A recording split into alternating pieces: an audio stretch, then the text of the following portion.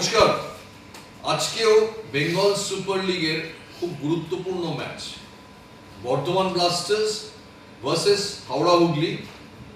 Second team যাদের নাম বললাম তাদের কোচ ব্যারেটো আর বর্ধমান ব্লাস্টার্সের কোচ সন্দীপ নন্দী। কিন্তু দুটো টিমের ভাগ্যাকাশ এই টুর্নামেন্টে কমপ্লিটলি দুরকমের। বর্ধমান ব্লাস্টার্স যেখানে পরপর বেশ কিছু হোম ম্যাচ পেয়েও, যেমন আজকে বোলপুর ফুটবল স্টেডিয়ামে খেলা হবে, পেয়েও সেই সুযোগের সদ্ব্যবহার করতে পারেনি, হয়তো তাদের টিমটা সেরকম সেটেল হয়নি। কিন্তু হাওড়া হুগলি অন্যদিকে 5 ম্যাচে 12 পয়েন্ট পেয়ে বসে আছে। মানে 5 ম্যাচে ভেবে দেখুন, ম্যাক্সিমাম পাওয়া যায় 15 পয়েন্ট পাওয়া যেত, তারা 12 পয়েন্ট পেয়েছে। এবং লাস্ট ম্যাচটা তারা শিলিগুড়িতে গিয়ে কাঞ্চনজঙ্ঘা স্টেডিয়ামে 2-1 হারিয়ে দিয়ে আসে নর্থ বেঙ্গল ইউনাইটেড এফসিকে। কাজে তাদের আত্মবিশ্বাস থাকবে তুঙ্গে, যদিও আবার তারা অ্যাওয়ে ম্যাচ খেলবে। আমার সঙ্গে দুজন এক্সপার্ট, একজন রহিম নাবি আরেকজন অর্ণব মণ্ডল, যাদের পূর্বাভাসগুলো অদ্ভুতভাবে শ্রেষ্ঠ জ্যোতিষীর মতো মিলে যাচ্ছে। আজকের ম্যাচে কি ফোরকাস্ট করবে? আজকের ম্যাচে দুটো টিমের কাছে ইম্পর্টেন্ট, ব্যারেটো আর দুজনাই কিন্তু দিকপাল ফুটবলার। আর আমার মনে হয় সন্দীপ নন্দী এবং ব্যারেটো দুজনেও কিন্তু, ব্যারেটো যখন খেলতো তখন কিন্তু সন্দীপ নন্দী বলে থাকতো, এটাও কিন্তু মনে রাখতে হবে। খেলাটা যেহেতু সন্দীপ নন্দী জানে, যেহেতু তার 1 পয়েন্ট 5 ম্যাচে, সে চেষ্টা করবে এবং অনেক বেশি গোলও খেয়ে ফেলেছে, চেষ্টা করবে যে কোনোরকমভাবে, দেখো জেতার তো প্রত্যেকটা টিমই করে, কিন্তু আমার মনে হয় ওই জেতার যে স্বপ্ন যেটা হারিয়ে ফেলেছে সেটাকে তাকে কামব্যাক করতে হবে। এবং আর একটা টিম যেটা বলছি ব্যারেটো কিন্তু আলাদাভাবে কিছু বলার নেই, কেন ওই টিমে পাওলো আছে, যে ভালো স্কোরিং জোনে আছে। পাওলো সিজার দারুণ। দেখা যাক এবার তারা কীভাবে নিজেদের প্লেয়ারদের সেরকমভাবে খেলাতে পারে না। আমার মনে হয় অর্ণব, যে সন্দীপ নন্দীর একটাই বলার থাকতে পারে যে এরা হয়তো ব্যারেটোর টিম 5 ম্যাচে 12 পয়েন্ট পেয়েছে, কিন্তু তারা যেমন 11টা গোল করেছে, 7টা গোল খেয়েছে। তার মানে ডিফেন্সটা একটু নড়বড়ে আছে। আজকে হোমে খেলার সুযোগ বর্ধমান ব্লাস্টার্সের, হয়তো এবছর যেরকম শেষ হয়ে আসছে, শেষ দিন আজকে বছরে, তেমনি তোমার টুর্নামেন্টে ফেরার শেষ সুযোগও হয়তো আজকে। তারা চাইবে যে যেভাবে কোনো টিম তো হারতে নামে না, হয়তো এনি হাউ টিম সেট করতে পারেনি, যে রক্ষণ বলো পুরো টিম এখনভাবে কম্বাইন করতে পারেনি, যার জন্য লিগ তালিকায় এত নিচের দিকে। বাট তারা চাইবে যে লিগ তালিকায় নিজের স্থানটা যতটা ওপর দিকে নিয়ে যায়, ভালো পারফর্ম করা। অপরদিকে ব্যারেটো, তার কাছে একটা সুযোগ থাকবে লিগ তালিকায় শীর্ষে যাওয়ার, তারা সেই সুযোগটা হাতছাড়া করতে চাইবেন। এবং দুটো টিমই চাইবে বছরটা ভালোভাবে শেষ করতে। এখানে একটা লড়াই হবে, দুটো টিম জিতে শেষ করতে চাইবে। আজকে বর্ষ শেষের দিন, মনে রাখবেন গত বছর 31শে ডিসেম্বর এই দিনে বাংলা কিন্তু আবার অনেক বছর বাদে সন্তোষ ট্রফি চ্যাম্পিয়ন হয়েছিল, এবং অনেক নতুন মুখ তখন জাতীয় আকাশে, জাতীয় ফুটবল আকাশে বাংলার হয়ে উঠে আসে, যেমন রবি হাসদা, যেমন নরহরি শ্রেষ্ঠা। এই টুর্নামেন্টে এখন অব্দি যে বাঙালি ফুটবলারদের দেখছো, কাকে ভালো লেগেছে? সাইলকে তো ভালো লেগেছে। তারপরে কিছু কিছু প্লেয়ার আছে যারা এই বেঙ্গল সুপার লিগ থেকে আমরা যারা কলকাতা লিগ খেলেছি তাদেরকে এখানে নেওয়া হয়েছে। অনেক বাঙালি প্লেয়ার যারা ভীষণ ভালো ফুটবল খেলছে। আপনি বলেছেন যে কতগুলো গোল করেছে আমাদের ইন্ডিয়ান প্লেয়াররা, এখানেই বোঝা যাচ্ছে যে এই এখন তারা কোনো খেলা নেই এই মুহূর্তে।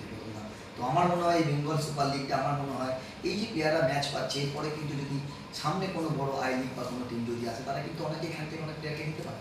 অ্যাবসলিউটলি। অর্ণব, আমরা দেখি এই সময়টা যেহেতু খেলা থাকে না, অনেক প্লেয়াররা গিয়ে খেলতে শুরু করে এবং তখন ইনজুরি হয়ে যায় বড় মাঠে। বেঙ্গল সুপার লিগ কিন্তু একটা বড় অপরচুনিটি দিচ্ছে যে তোমার ট্যালেন্টকে সবার সামনে নিয়ে এসো। এত বড় চ্যানেলে সবসময় খেলা দেখানো হচ্ছে, যে কোনো স্পটার আজকে বসে বাড়িতে বসে খেলা দেখে কিন্তু একজনকে স্পট করতে পারে একদম। এবং আমি মনে করি যে এটা সাচিপুর থেকেই হয়েছে, এটা তারা এত ভালো একটা লিগে চিন্তা ভাবনা করেছিলেন। বেঙ্গল সুপার লিগ এত ভালো একটা প্ল্যাটফর্ম, এত ভালো মঞ্চ নিজেদের মেলে ধরার জন্য, এটা আগে পায়, এমনকি আমরাও পাইনি। কলকাতা লিগ শেষ হওয়ার পর এত ভালো একটা লিগ, সেখান থেকে প্লেয়ারদের কাছে একটা অপরচুনিটি আছে তাদের পারফর্ম করা। তারপর তো স্কাউটিংয়ের ব্যাপার আছে, তো এই সুযোগটা আমরা কোনো প্লেয়ার হাতছাড়া করবে, যার জন্য তারা এত ভালো পারফর্ম করছে। আশা করা যায় যেখান থেকে যদি ভালো লিগের কর্মকর্তারা, অফিসিয়ালরা আছে, এখান থেকে লিগে নিশ্চয়ই স্কাউট করবে তাদের টিমের জন্য। এই স্কাউটিংটা ভীষণ ইম্পর্টেন্ট ব্যাপার। জসপ্রীত বুমরা এবং হার্দিক পান্ডিয়া, এই দুজনকে অ্যাকচুয়ালি কিন্তু কোনো ভারতীয় কোনো স্পটার স্কাউট করেনি। তাকে নিউজিল্যান্ডের কোচ জন রাইট তাকে খেলা দেখতে পাঠিয়েছিল রিলায়েন্স, তিনি ঘুরে ঘুরে মাঠে গিয়ে দুজনকে দেখতে পান। আর একটা স্কাউটিংয়ের একটা অদ্ভুত ঘটনা আছে যে ইমরান খান, তিনি বাড়িতে জ্বরে, একটু শরীরটা খারাপ, টেলিভিশন খুলেছেন, ওদের জাতীয় ক্রিকেটের ফাইনাল হচ্ছে, হঠাৎ দেখেন একটা ছেলে দুর্দান্ত বোলিং করছে টিভি। এই ছেলেটা কে? জ্বরের মধ্যে গাড়ি চালিয়ে চলে যান গাদ্দাফি স্টেডিয়ামে, বলে এই ছেলেটা কে, এত ভালো বোলিং করছে, বলে এর নাম ওয়াকার ইউনিস, বলছি একে আমার টিমে নিতে হবে, একে টিমে দিয়ে দাও।